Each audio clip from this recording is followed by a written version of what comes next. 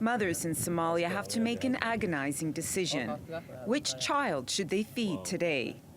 A drought has devastated crops and livestock and brought yet another famine to the Horn of Africa. I came 2 days ago from the neighboring district, and the situation I was running from is the same as here. We didn't have food, our cows and goats died, and we have nothing left now. The number of people affected in Somalia are staggering, and the UN is calling on rich countries to do more to help.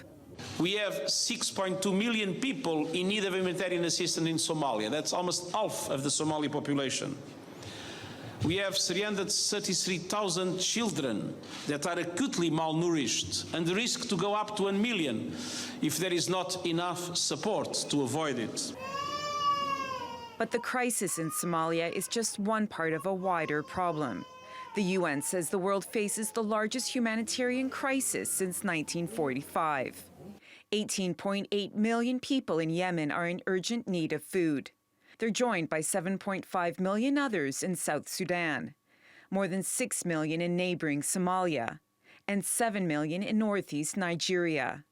Already at the beginning of the year, we are facing the largest humanitarian crisis since the creation of the United Nations. Now, more than 20 million people across 4 countries face starvation and famine. The UN says $4.4 billion of emergency aid is needed for these 4 countries by July. Without collective and coordinated global efforts, people will simply starve to death. The UN says the worst is Yemen, where thousands have fled following 2 years of war between Houthi rebels and the Saudi-backed government. Meanwhile, the situation in South Sudan, which has been ravaged by a 3-year civil war, isn't any better. The situation is worse than it has ever been. The famine in South Sudan is man-made. The parties to the conflict are parties to the famine, as are those not intervening to make the violence stop. The UN has also warned of disaster unfolding in northeast Nigeria.